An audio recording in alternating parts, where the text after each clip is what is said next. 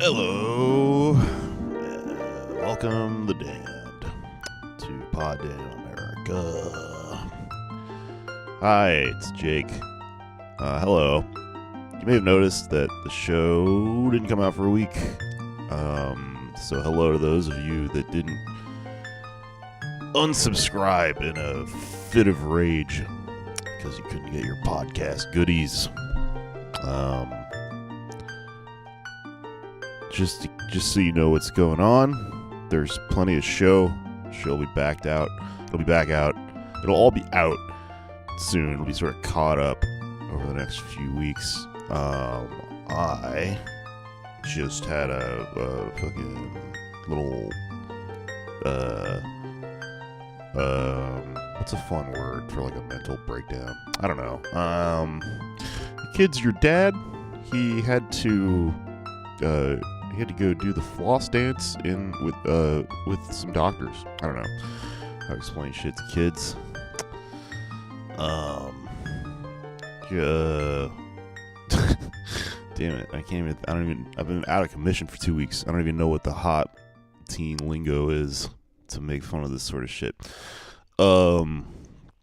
Okay, so I had to go to the fucking psych ward hospital thing, and it fucked up the show. Plus, all the things leading to that also probably didn't help. The last few weeks I've been kind of experiencing a little depression and also like narcolepsy or something. I can't stop falling asleep.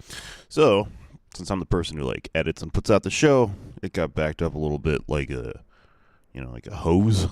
Like you held the hose, you put a kink in it for a couple weeks, and then when you let go, extra podcast is going to come out. So yeah, it'll be back to normal soon. I know, like on our Patreon, we make sure to try to put out 2 of these a week. The numbers will all even out.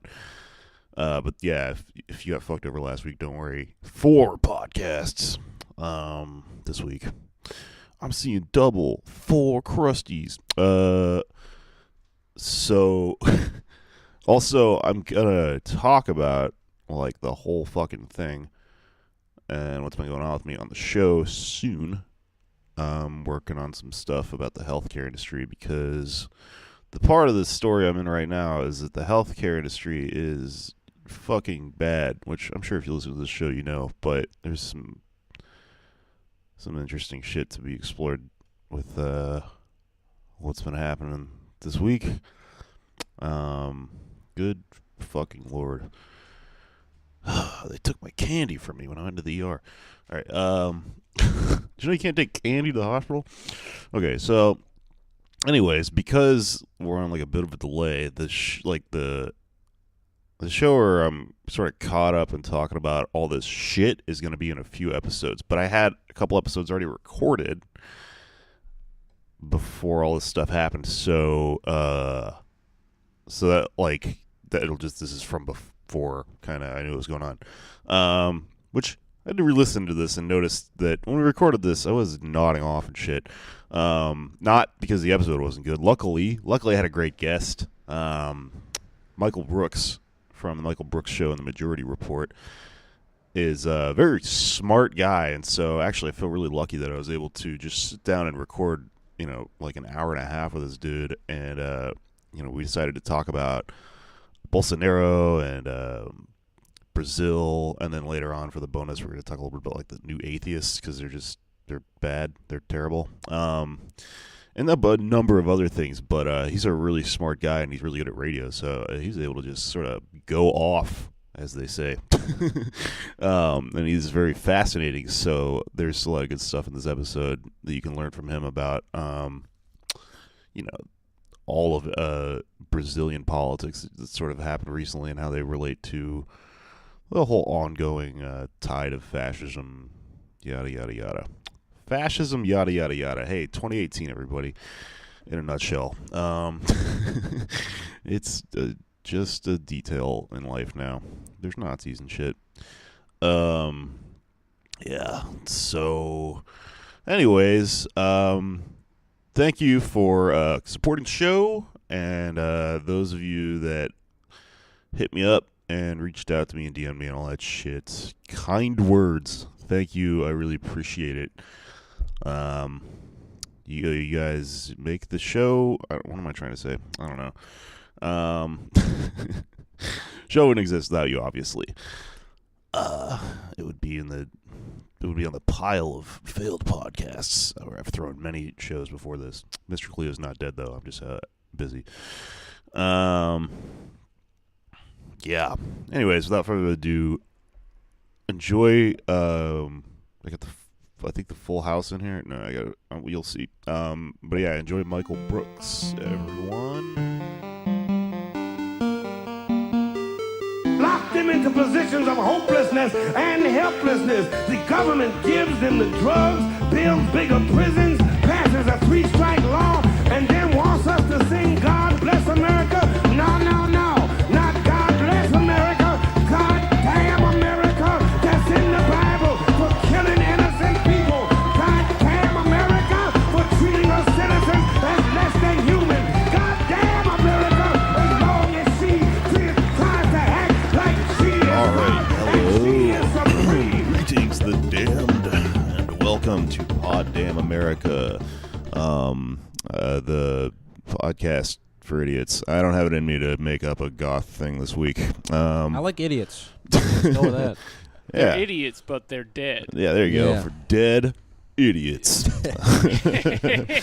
You gotta be mean to your fans. Keeps them coming back.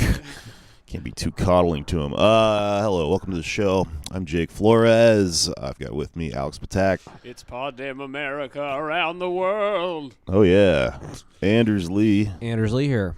And special guest this week from the Michael Brooks Show, from the Majority Report, and from Woke Bros, the very funny and cogent Michael Brooks. Thanks, guys. Glad to be here. I threw the word cogent in there, and I feel very Yeah, I proud was of like, myself. wow. I will. What a word. I'll be cogent. Mike All of us Coffee can read. I is- remember when I was in Turkey studying abroad when the Reverend Wright speech blew up. And I remember, like, having to explain so many different things to Turkish people. Like, all right, America's, like, incredibly racist, but I actually think Obama will win. And now he's going to disavow his imam or pastor or whatever. But the guy gave an awesome speech. Yeah. And anyways, that's why I'm going to go back to the internet cafe, guys. Thank you. Oh, man. I love being abroad and having to explain that America's racist. Like, you guys can't tell from over here. It may look like we really have everything put together.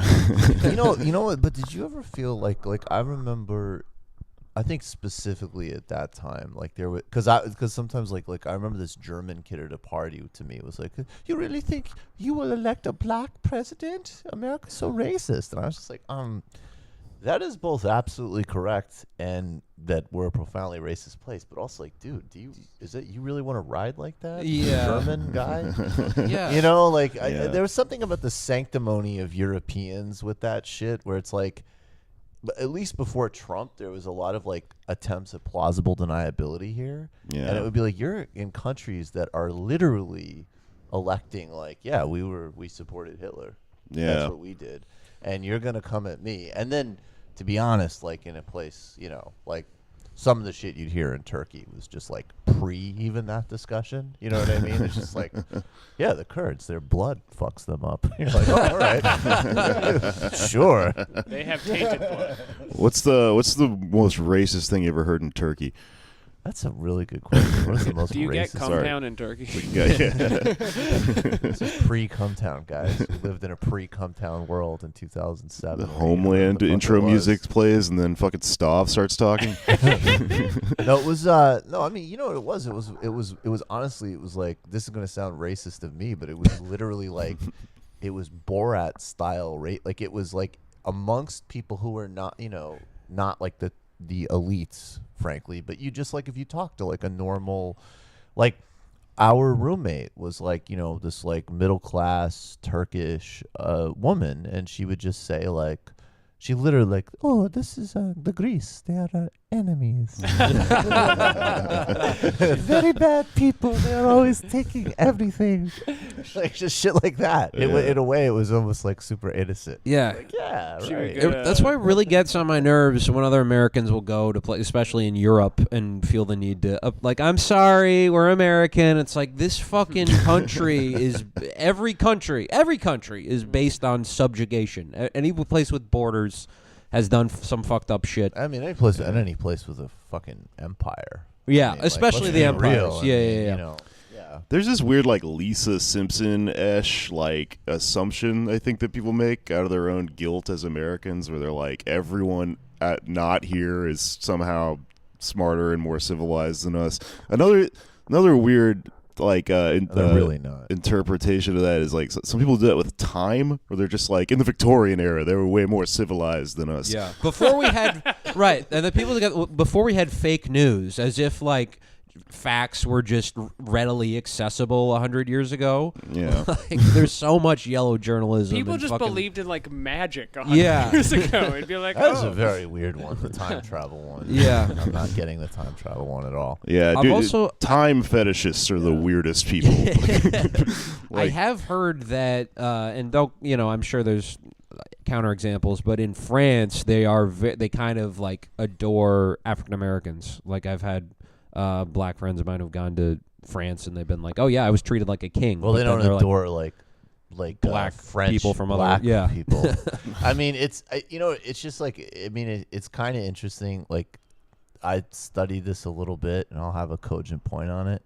Heyo. Yeah. See, there you go. Cogent. Are we There was gonna like- are we there was gonna like become a- cogent pod Yeah, dude, cogents? this Pod fucking week's cogents show is all America. about being Cogents America, thank you. cogent. Todd cogent. Nice. That wasn't a very cogent joke I made. But they were all about like the French model of racism was different than the they were like their bigotry was like were about like less about, I mean, it was about color, but a little bit less. It was more about the French model, right? Like if you could become French, you could become civilized. Yeah. Whereas like the UK, it was just like you're not white. right. It's a sad- Right, like the French. So they had So I definitely think that there was a time, like, yeah, man, people like James Baldwin went and lived in France and had experienced substantially less racism. But on the other hand, I mean, today the National Front is popping. Yeah. They hate their fucking Arabs. They hate their Algerians. Anybody who's ever watched the Battle of Algiers, like, the French hold their own in any like global racism battle. They rep. Yeah. they won the World Cup and most racist nation. Yeah. Macron is trash. The thing that's so funny, Yeah, about we'll France get is to why are they Macron. always historically out of step? Like when like several years, like when like the third wave dominated the world, like in the late '90s, and like Clinton and Blair and those people, like the French had a little bit of like their top center left leader. I think his name was Lionel Jospin. Like he opposed the third way because he was a bit more of like a traditional socialist. So he had these critiques. And now as like the rest of the world is sort of, I mean, it's contested, we'll see, but like the left is definitely on the insurgency in like the United States in some ways, and certainly in the UK and in Mexico. And then there's fascism elsewhere. The French were like finally like, oh no, we should elect this like garbage third way leader. Now that's like retro, like Yeah. it's totally out of date. It's like he like Macron's like fucking AOL politics. And He's they're like just the- like no this time. Yeah. Yeah, it's bizarre. They're like- always a couple years off. He's like the Strokes. He's Yeah, like yeah. from just recent history. But Yeah, why are no, you listening to super- him exactly. right now? Well, that's a good segue into the various spots around the globe we're going to talk about this week on a very international Pod Damn America. France, it's a place around the globe. France, it's fucking over there, and it's weird. over there. There we go. Before we get to France, I want to talk about something real quick, just to check in on our friend AMLO down in Mexico. If you are a listener of the show, we did an episode about him when he won his election. He was sworn in. Andres Manuel Lopez Obrador, the sort of depending on who you're talking to, left to center left, sort of Corbyn, Bernie-ish presidential candidate, now president-elect, now president in Mexico. He was sworn in yesterday, and I think he's really interesting because he ran this, very populist leftist campaign, and was mayor of Mexico City before that, and did things like drove to work in a shitty beat up Toyota and stuff like that. And it's not even a pickup truck. It Yeah. doesn't even have the grid of a pickup truck. Yeah, It's just like broke divorced dad. he's like a fucking like shitty. He's very Bernie-ish in that he's like a shitty like guy in a beat up suit who's like disheveled and stuff. Yeah. And drove, it was a Jetta. Yeah. For the presidential inauguration, an old Jetta. Any Volkswagen car Jetta. that's covered in sauce. yeah, drive. the guy's president of Mexico, and he drove a Jetta that I'm sure if you opened it like fast food packaging would fall out of it and shit. I don't know, man. He looks pretty healthy. He is a silver He's fox. I don't know. Yeah, he looks like he's in his 60s. I don't think he's eating like shit. He's an Yeah. incredibly Yes. desirable man. That's my fucking yoga hippie shit coming out, but he looks like he takes care of himself. Yeah. I mean, I think it's no. Go ahead, man. I was just gonna say he was sworn in a couple days ago, and he drove a Jetta to work. He's selling like the Mexican Air Force One, like their plane. He's doing all this crazy shit. Interesting. And most importantly, though, he's basically for the first time in a long time, there was a big indigenous ceremony in swearing him in.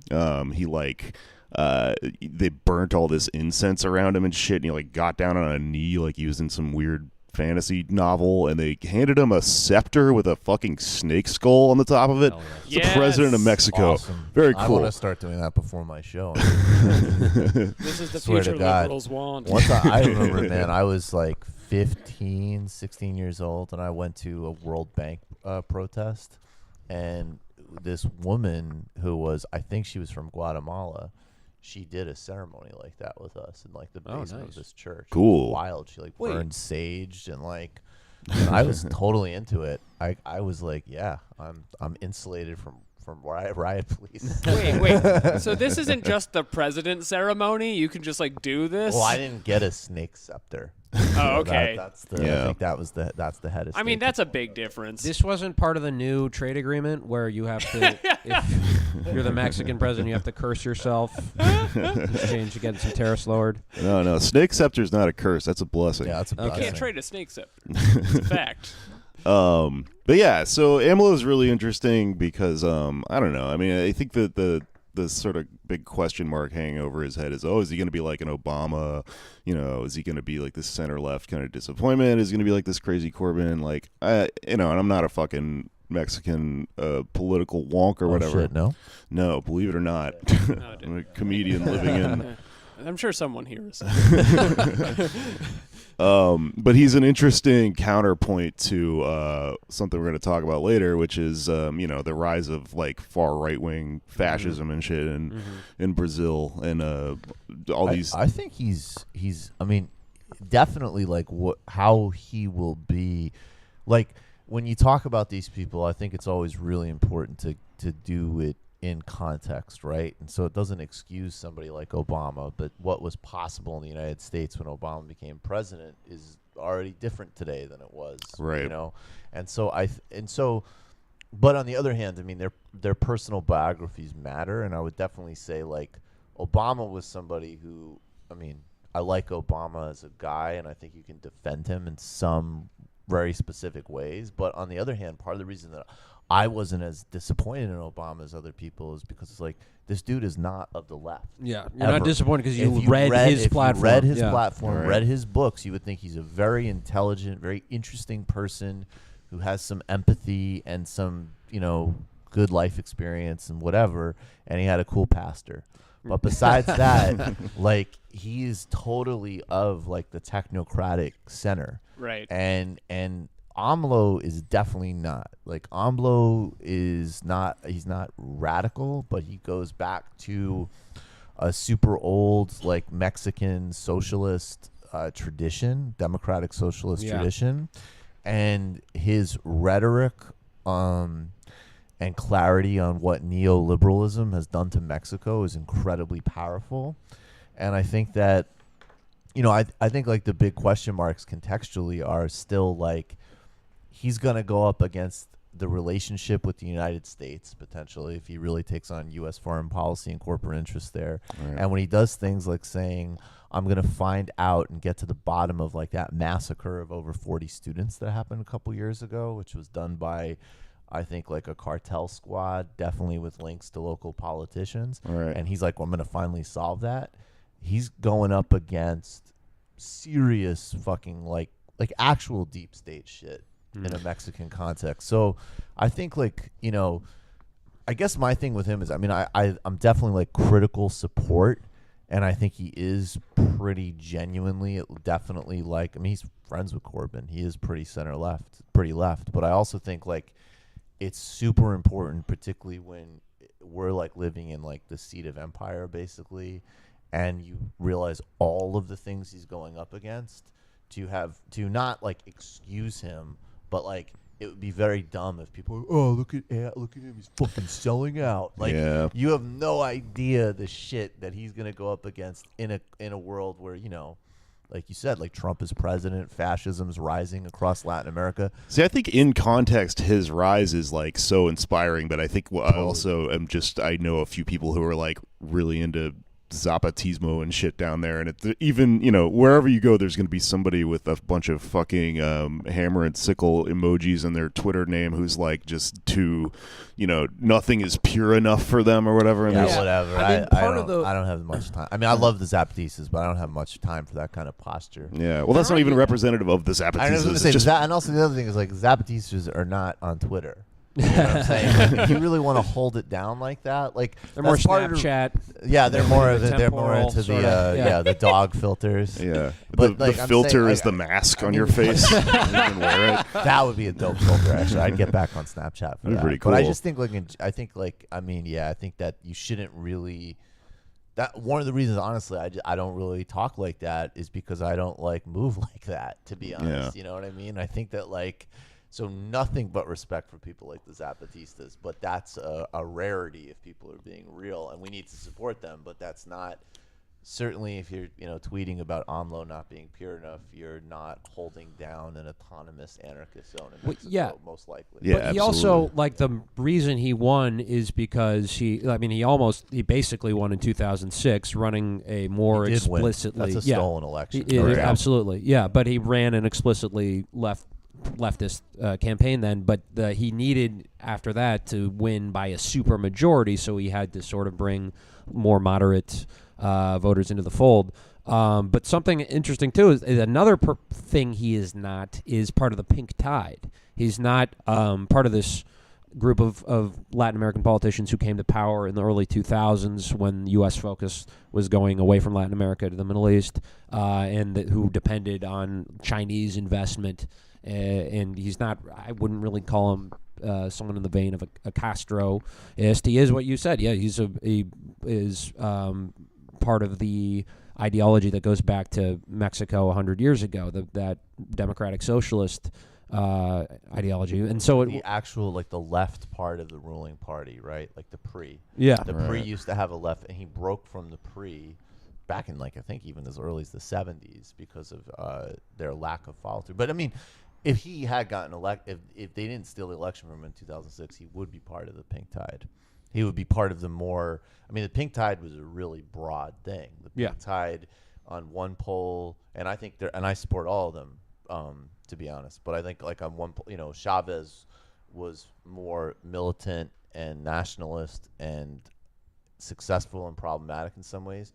Lula was super conciliatory and had definitely had like the most success at the time, but also didn't, build an infrastructure where he couldn't get taken down later on. But the pink tide included everything from, like a very, very broad set of politicians. They were all just sort of broadly synchronized with being somewhere on the left spectrum and supporting social investment. Yeah, I mean, my point about the pink tide is less ideological than it is historical. Like he's coming into power. Have that context. Yeah, no doubt. Yeah.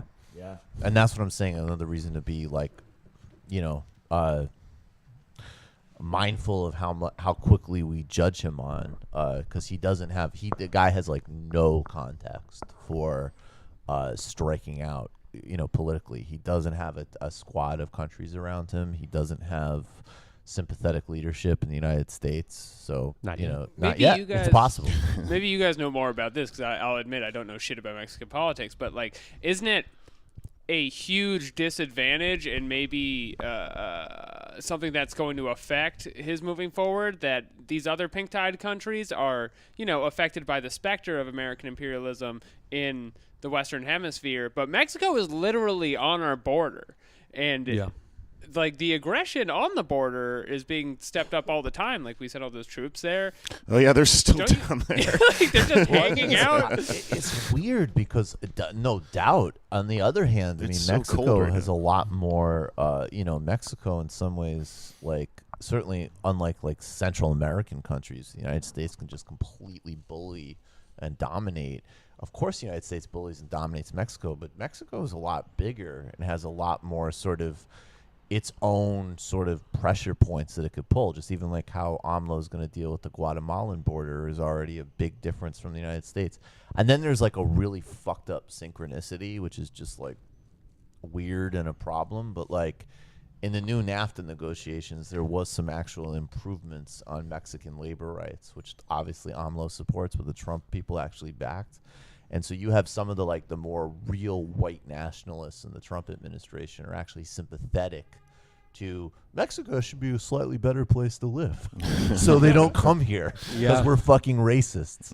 But in terms of dealing, but on the other hand, I mean, we have to agitate and fight against that. But if you're AMLO, I would take it where you get it. Like, all right, if you're supporting this because you're fucking scum, I mean, we're still going to take it and work on improving labor rights here. Right. I've got the serpent scepter. Yeah, he's got the I serpent make the sector. decisions. Exactly. Yeah. I'm a snake man. It's also funny too about is you're right. He did. I mean, he campaigned in a very broad way. You're right. I think to really win a serious mandate. But what's been interesting is like, unlike so many other, you know, the stereotype, particularly in the United States, is you like run radical and then you get into office and you're like, actually, he's been way more radical since he got inaugurated in his rhetoric than in most of his campaign rhetoric. His whole presidential inauguration speech was like, neoliberalism is over, everybody else on this stage is corrupt, and I'm coming for you. That's what I think is really interesting about him, and I think it's like kind of hopeful because like we just have a sort of collective, for whatever reason, we expect candidates to let us down in that particular fashion. We just have the memory of like Obama and people like that, and just our own political process. But then, like, I almost kind of dominated. Yeah, we love it. We're a bunch of fucking pigs. Like similar to like AOC, kind of like when she got in, she starts doing shit. People go, "Holy shit! We all thought you were gonna crap out on us like really quickly or whatever." I think, I don't know. Good. While maintaining excellent social media, unprecedented skill at social media. Dude, AOC is so confusing to me because all my like liberal boomer friends love her, and you Yes! just look at her and you go, Yes, but what about the like? This what do is you all guys the things actually you say believe you in? hate all the time. No, because that's it though. It's all style and branding for them. Yeah. And she hits the right style and brand points, and that's a good thing. So that's how AMLO wins, right? Yeah. He needs to get like AOC level fucking social media and just be on Snapchat with his dog face on. My fucking mom will be like, It's like, hey "Have guys, you seen this we're AMLO here, guy?" We're breaking up the Sinaloa cartel, which worked with the DEA. It was super bad. He's got his fucking snake skull scepter, and he's like, "I'm making instant pot mac and cheese." And I like that. What's cool though is that it isn't like, because you also got like Rashida Tlaib and Ilhan Omar, right? Like you've got like a little squad of these people, and I like especially how like Rashida Tlaib has a very different style than AOC. Like they're both, you know, young left women politicians, but like she's so Detroit.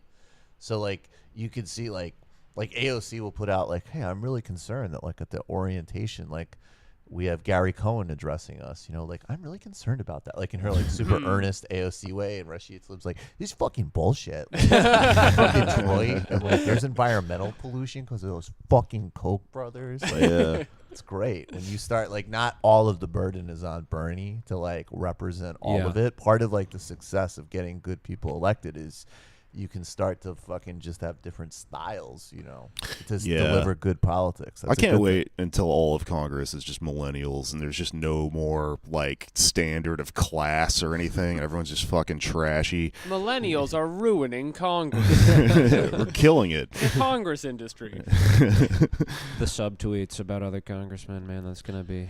But something Mexico has that we don't, that well, at least in the past 50 years, is an actual like active militant left movement that is going to hold AMLO accountable, and we haven't had that yet in anyone's lifetime. Yeah, well, so I guess like what I'm talking about with this, the like pessimism about him or whatever does come from, in the left in Mexico, at least as far as I understand it. There is a little bit of like not wanting to get your hopes up, I guess, about someone like him because, and this will tie back when we start talking about Brazil, but there is this question of like corruption that is kind of something that all sides of the political spectrum are able to use against each other, and in the narrative of AMLO, like running his campaign, there was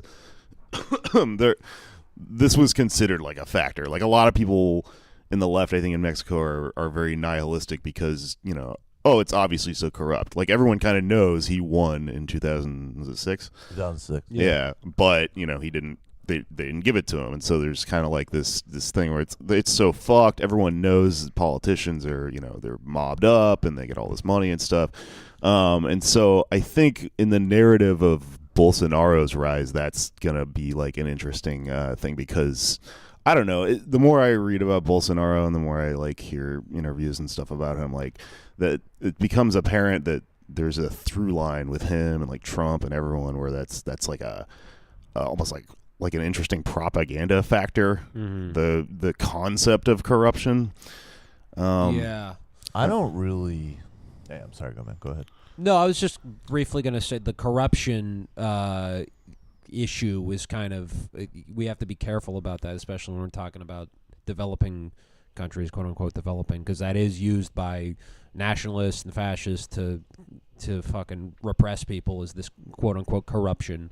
And I mean in here too, like I've been doing I'm pretty passionate about this, I guess would be the right word, because I definitely cover Brazil quite a bit, and I think that anti-corruption politics is so easy and such, frankly, just a bad way to do politics. Right. If you're coming from the left, because I think first of all, if you want to be really macro for a second, I'll get fucking college dorm room here for a minute. But it's damn. like, okay, capitalism is Hang up your Hendrix posters, capitalism folks. is corrupt, right? Like capitalism's corrupt. There's structural corruption everywhere, right? By definition, in a market-based society. And I think like you look at a place, I'll take it to Brazil for a second. Like you had a guy in Lula who gets elected president and takes leadership over just a structurally corrupt system. In the same way that there's many aspects of the United States that are just structurally corrupt. It has nothing to do with the individual personality of who's taking it over, right? So like if you want to pass shit in Brazil, you have to pay off smaller parties. If you want to fund your campaigns, they spend more on campaigns than anywhere in the world except for us in Brazil. There's a huge amount of money sloshing around, and there's a huge amount of stuff that when they got rid of their military dictatorship, like in a lot of places, they didn't get rid of basically old oligarchic power, right? Like they transitioned to a democracy, which Lula was a huge part of, actually, as a labor leader. And so you get this guy who becomes president, and what's funny is at the time it's covered in the United States and Britain as like, oh, he got moderate, like he's doing real politics now. He's not a radical anymore, which meant that he'd like cut deals with other parties and did Brazilian politics. And Brazilian politics, as I say, is like literally structurally corrupt. You cannot do shit without like being involved in some sketchy like funding, essentially. Although I think the specific charges they've brought against him are actually like unbelievably weak and bullshit. Right. But on the other hand, the guy brought like conservatively 30 million people out of poverty and did these incredible things for the country, like eliminated hunger as an issue, like brought record numbers of women and Afro-Brazilians into power, also reset Brazil's foreign policy, empowered its state companies to actually publicly invest instead of just siphon money off to oligarchs. And so, it's like I think like the real question is like, you have to set those things aside in a certain way and be like, all right, like fundamentally, if you're going to deal with corruption as an issue in a place like Brazil, you're going to have to do things that were totally impossible when he was president, like break up the media monopolies, like do serious things about police and drug cartels and wealth concentration in that country, which if he tried to do, would have immediately branded him as like, oh my God, this guy's a communist who's going to ruin this country, right? So like what he did is he accepted and made certain arrangements with a corrupted system and then actually really delivered for people. And the way, just to real quick, like the way it actually played out was, there were these, and this is where I think the left needs to be really strategic and a little bit more thoughtful at times. Because like in 2013, there were these protests that started in Sao Paulo around like free public transportation, which is, that's a good thing. We all support free public transportation. Mm-hmm. And somehow these protests, and I think there's a lot of reasons behind it, including even like there's like Koch brothers money at work in Brazil too, started getting morphed into and connected with these like sprawling anti-corruption protests that start taking off in like 2013, 14, and 15. And all of that energy about what is corrupt in Brazil gets all focused on the Workers' Party. Besides even the fact that like literally every single political party in Brazil is implicated by all of these corruption scandals. So like and then you can see it with Trump and Bolsonaro and all of these leaders, when they talk about corruption, they're obviously, first of all, ignoring their own massive corruption, and they're using it as a Trojan horse to just give countries away to corporations and have authoritarian right-wing politics. So I think we got to be a lot more intelligent about how we think about that shit. Yeah, and it seems like when Lula came to power, I've heard from other people that one of the big mistakes is that he didn't go nearly far enough in like taking on capital and like nationalizing shit. But that's the thing. It's like, I know, like, that's true. It's totally true. But it's also like, that's what I mean about also just like that's the type of shit that will start to annoy me, of like, people in Brooklyn in 2018 being like, oh, when this fucking like labor leader who never even went to college somehow became president of this like incredibly repressive right-wing country in 2002 when George W. Bush is in office. Yeah. And like all of this shit is happening, and like, oh, yeah, he brought like 30 million people out of poverty and like brought Brazil its own independent foreign policy outside of being in the throes of the United States, and aligned with Cuba and cut deals with Iran, and still managed to not get bothered by the U.S. for like over a decade. Like, that's a fucking unbelievable accomplishment. And we could take those longer term lessons for sure. Yeah. But it's a little bit like, all right, guys. Like, he's not enough like Julia Salazar. Well, I'll remember that for when I meet some asshole in Brooklyn trying to talk shit about trying to armchair socialist revolution. But you get into a knockdown, drag out fight at Cobra Club about well, he's just some other nerd. To like the people from the Workers' Party. Like I talked a little bit to Fernando Haddad a couple weeks ago, who came to the United States like on a tour to like talk about what's happening in Brazil, and he was like the guy who ran for president because they barred Lula for running. Mm-hmm. And it's like, it's not like they don't know this. You know what I'm saying? Sure, they're yeah, not like they're like, yeah, we get it. On the other hand, like, guys, right, there was a little bit of barriers in place here, like whether Lula would even allowed to be president. Like, this is a place where military coup, like there was a threat of a military coup this summer when the Supreme Court was considering allowing Lula to run.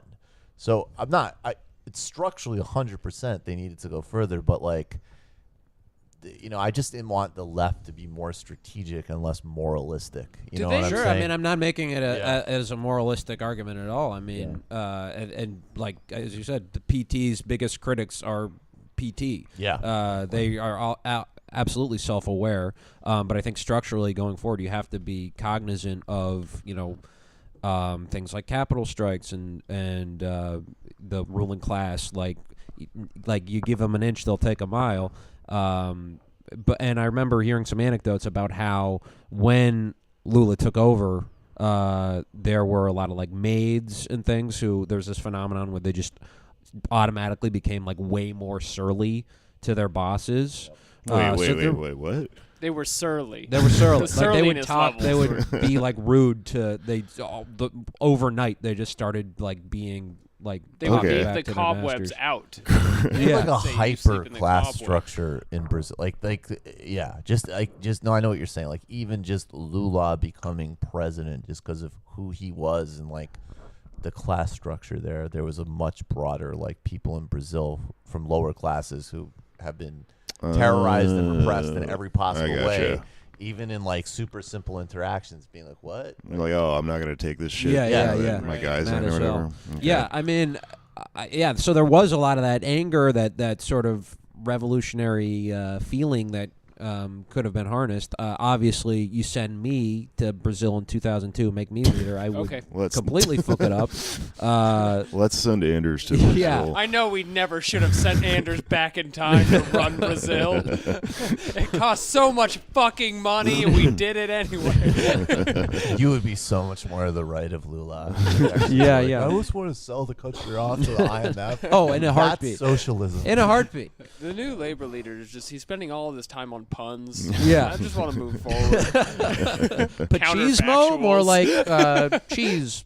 cheese, Mo cheese, cheese. Well, I Yeah. think it was That's like I just think like because people did like content on this like in 2015, 2016, and it was totally right to critique them. But it's like now it's like, all right, there's literally a fascist taking power. Lula's a political prisoner. They're promising to literally strip cut the entire Amazon, get rid of all the labor protections there, Constitution. Like, we got to be forward-moving solidarity now. For sure, Yeah. but that makes me. But the reason I bring this up is because I don't see how it's going to happen through parliamentary means, through the PT, like anytime soon. Like he's going to be in office for 4 years probably, and like he's going to try and do further power grabs. Like, So what are you? I mean, so like so there's no doubt, and he's already talking about, as an example, they're introducing a bill in Parliament that would ban protests. yeah, They're talking about criminalizing the landless movement. Sergio Moro, who is the prosecutor who put Lula in jail on these trumped-up charges, is the justice minister in the new government. And his next area, he said he's going to focus on where there's a lot of corruption are labor unions. Mm-hmm. So, like, it's a systemic power grab. But the thing, again, it's like, militancy in Brazil is great. Militancy in Brazil is not what brought down the military dictatorship in the 80s. There were general strikes in the like industrial belt that Lula helped lead, which were definitely a part of it. But militant organizations didn't, like, they were brave, they were tortured, they didn't have anything to do with what brought it down ultimately. And in today's context, like, it's a really big question mark, because the truth is, like, 60 million people voted for the guy, and there isn't like a popular insurgency like that. So the reality is like the most power that there is in terms of like a countervailing force to this is still PT, for sure. They're still the largest party in parliament, and they're still connected with the social movement. So, again, I'm just like, again, from a very real perspective, like, I don't think in the United States, like, I think it's actually insane that AOC has not already spoken about this. Like, there's instruments of U.S. foreign policy and U.S. solidarity that could be really practically possible. Yeah, and I think that's the big question mark. I don't have the answers, but I think PT absolutely will be a part of it. But this really reminds me of Franco, honestly. Like, you look at Bolsonaro. James Franco. It's Franco. Yeah. He look, I bet he's going to end up playing Jair Bolsonaro in a biopic. He's going to play two of them, like in If the the Deuce. guy was, if the guy who played Sosa in Scarface, I don't know if he's still alive, he could play Bolsonaro. Yeah, He could that'd play be good. Bolsonaro. Or fucking, who is it? Hank. He looks like, I'll pull it up. But Bolsonaro is such a weird looking, like, he's one of those, like, Yeah. He looks really ill, yeah. sick. He's got like no chin. And he's got always We symbols draw him complaining from like a about series being- of balls, Yeah. like spheres from top to bottom. Like Tippy the turtle in that old infomercial. like a evil Michelin man. He's like one of those angry South American like white guys. You're just like, oh, if I saw this guy in Pittsburgh, he'd talk like this, but then you see him yelling in some accent you don't understand. It's And like shit. Ted Cruz. Yeah. Yeah. Right-wing Latin American people are the worst people on earth. They're the worst.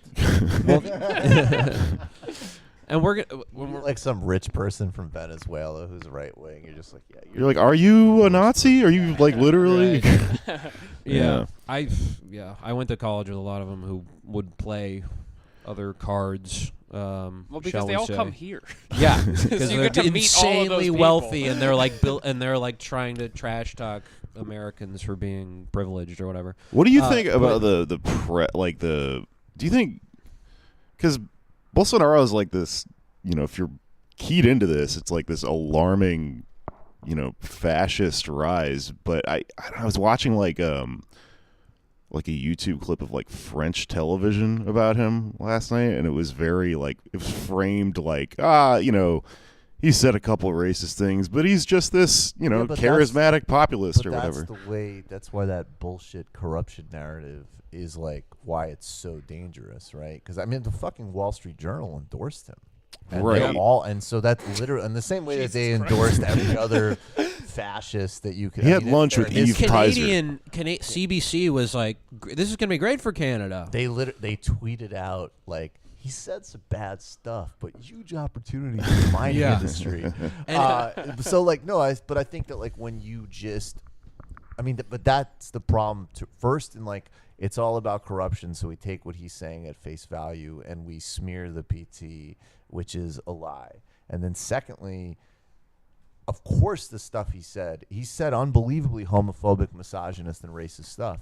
But it's also no one's talking about like the policy, what they actually have planned, because it's like, the liberals get triggered by him as they should because he's awful. But if you don't like put it into a deeper narrative, that's going to be like the whole agenda of Western oriented business press to just be like, oh well, he shouldn't say stuff like that. But Like with Trump. Yeah, but Yeah. he's really serious about cutting pensions as an example. And I think in the last couple of days, there's been some weird corruption stuff actually coming up about him. Like his son has this questionable bank account and stuff. And this friend of mine in Brazil was saying, like, I think what happened, if I had to guess, is that last week Bolsonaro said something like pension reform is going to be really hard because it's super unpopular. Yeah. And he's like, I'm pretty sure that that people in the business sector there's like a 1-to-1 of him saying something like that and a story about his son bank account coming out.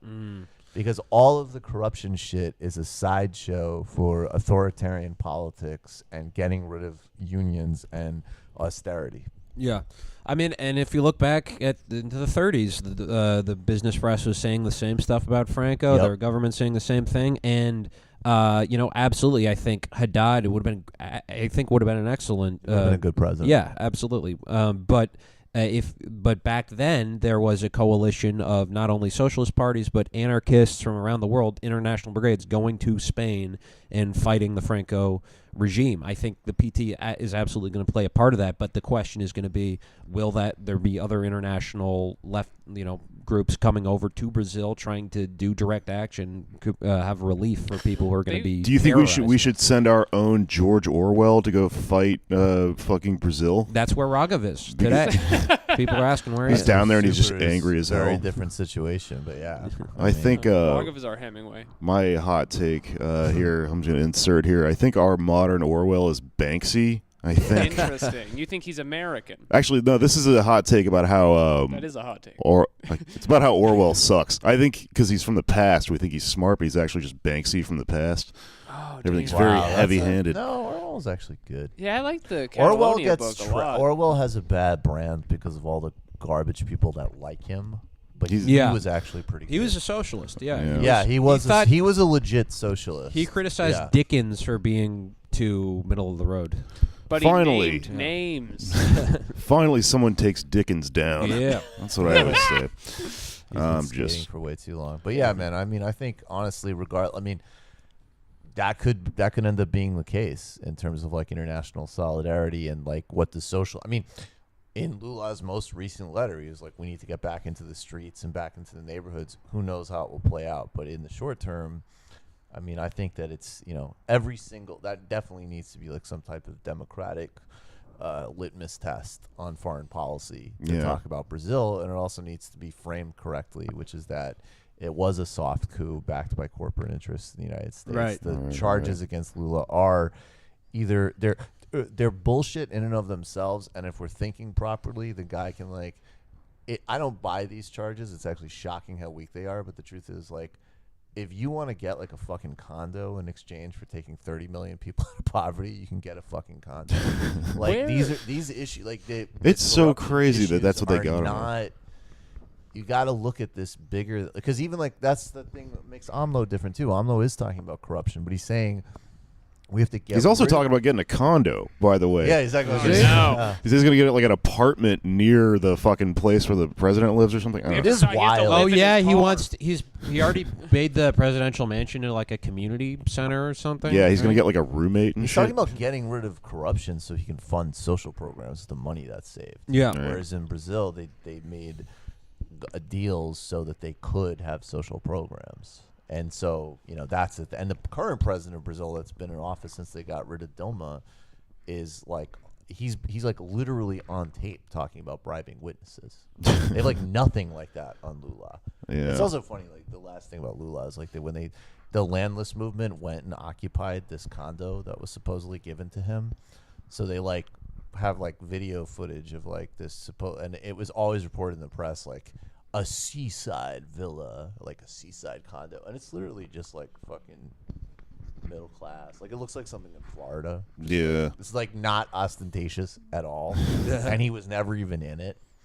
Yeah. And they stuck him there for 12 years. Like AOC's house. I think it's where fair to is Lula? He's in a jail. prison in Curitiba, and he has they've barred him from speaking to the press. This is a place where they've literally like drug cartel leaders and murderers get like TV interviews. He hasn't been able to communicate publicly. He's in solitary, for about 8 months now.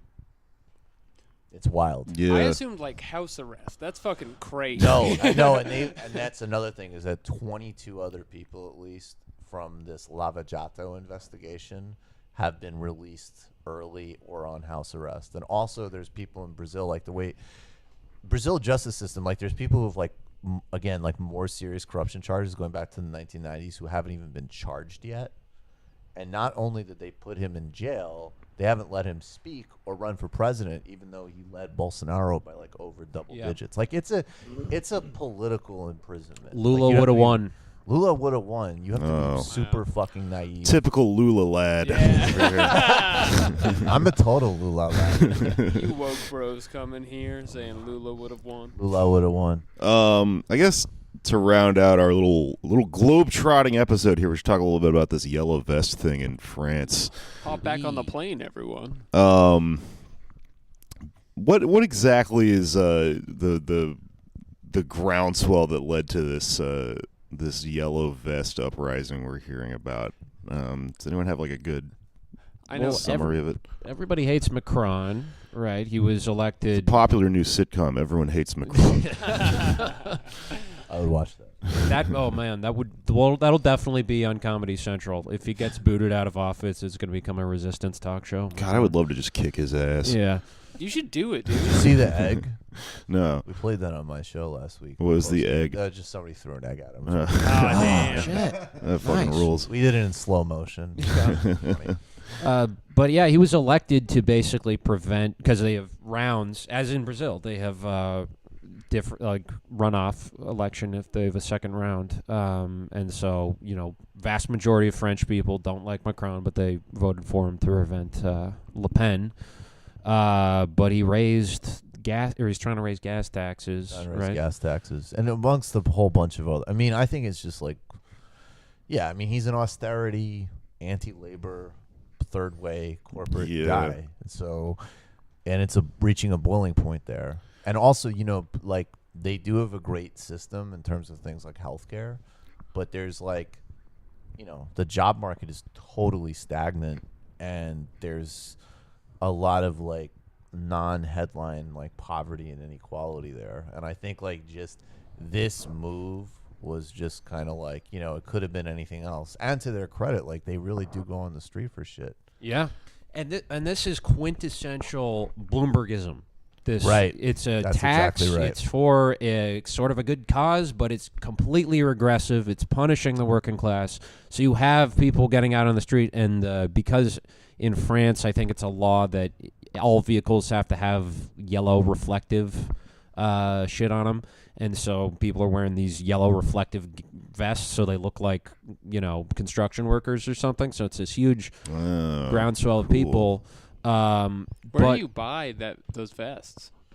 Fucking Paris. You gotta go. It's on like Bushwick Avenue. Yeah. They have to fly over They here. fly to Bushwick and go to they the- stock up. Typical. And then they go and demonstrate. But I also think like, I think that's exactly right. It's pure Bloombergism, and you see it, by the way, here, like right-wing Twitter was all over this. Like, see, this is I what talked those to somebody- environmental people want to do. They want Yeah. to make your life worse. They want to tax you.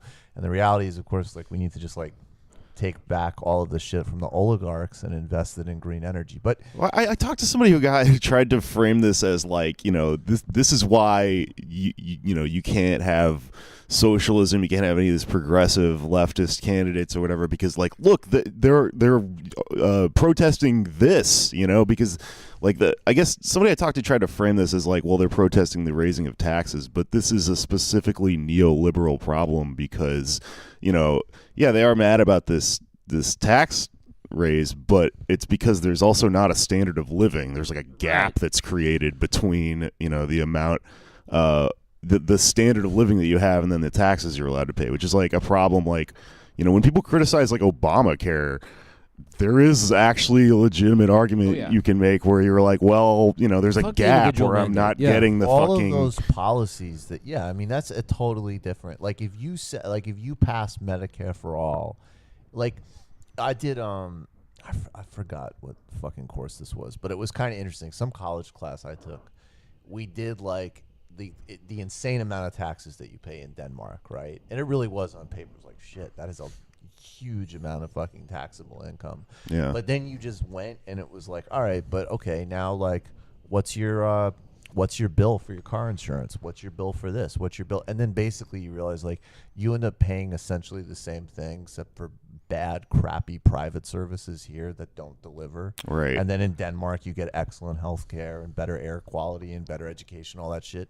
So if you frame it right, those things will obviously even themselves out. But this is what you said exactly. It's Bloombergism. This is just targeting people that are already completely overextended to pay for a problem that's not even really created by them anyways. Like climate change is not because of people who work jobs needing to drive around. I mean, obviously in the long term, people need to drive less, but like it's about a global supply chain that benefits a fraction of people that are not being asked to pay for shit, and that's the issue.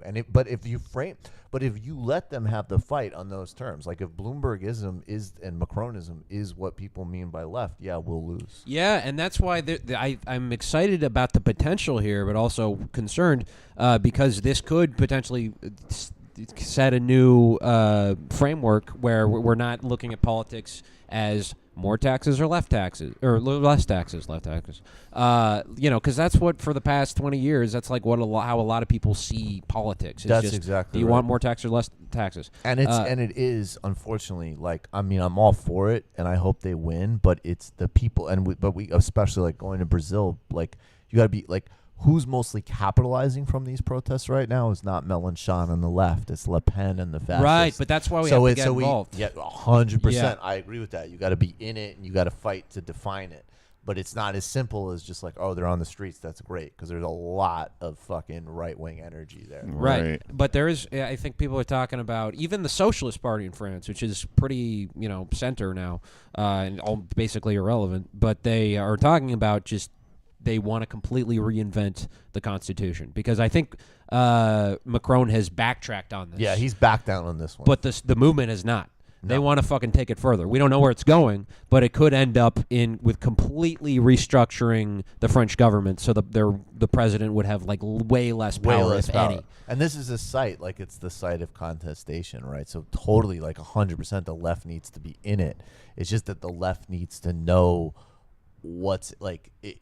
It's like yeah, the sort of like, oh well, that's not pure, so we're not part of it, is delusional. And on the flip side, like, oh, they're protesting, so that's great, isn't smart either. You got to be in it, be like, we're fighting for socialism, and we're not fucking xenophobes. Yeah, and we might be just in the same way that, you know, like it didn't work out well, but it was also like great, that entire Tahrir Square in Egypt.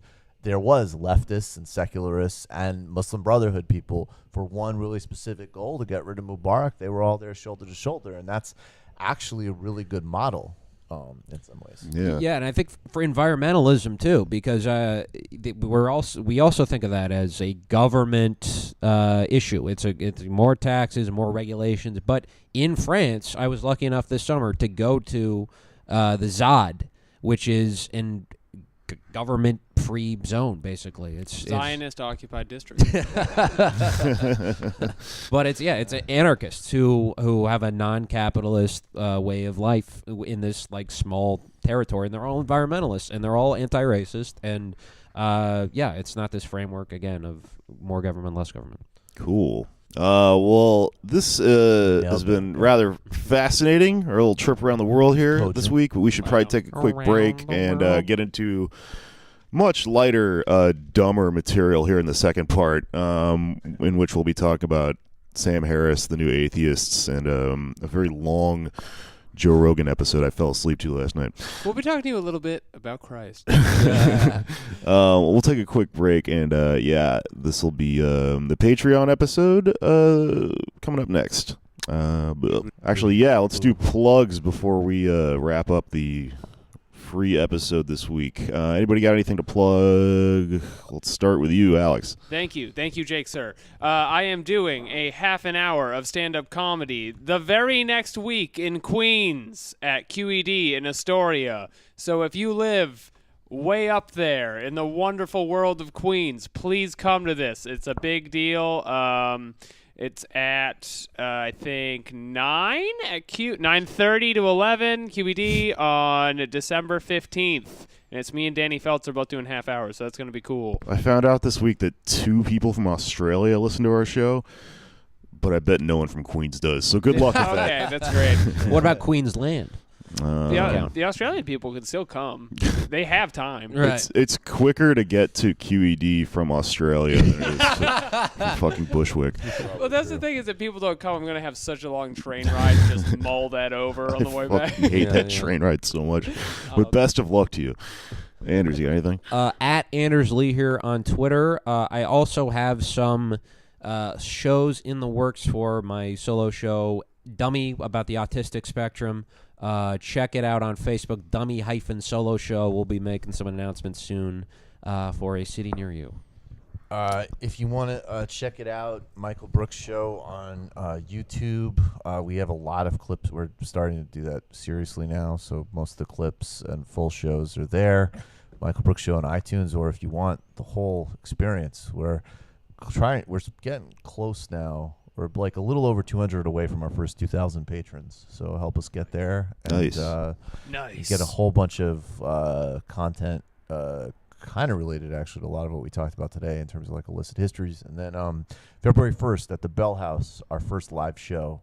We're going to be there with special guests, Alona Minkowski and Bhaskar Sankara from Jacobin and Trevor Beaulieu from Champagne Sharks. And hope to see everybody there. Cool. Thanks for having me, guys. It was a lot of fun. Yeah, absolutely. Also, we're going to go trash New Atheists for the patrons. Yeah. That'll be our second half here. If you're a listener to the show and you've been coming to my live stand-up show, Yoko, the next one will be on the 11th of December here in a few days. That's next Tuesday? I'm looking at my calendar. I forgot what month it was. Yep, second Tuesday of the month. The fumes in this apartment are really getting to my head, and I completely forgot what fucking day of December it is. But our next one is in a few days, and we got fucking Judah Friedlander to come out and do a spot, so that should be pretty cool. Nice. The guy with the hat from 30 Rock. He Check has him the out. hats.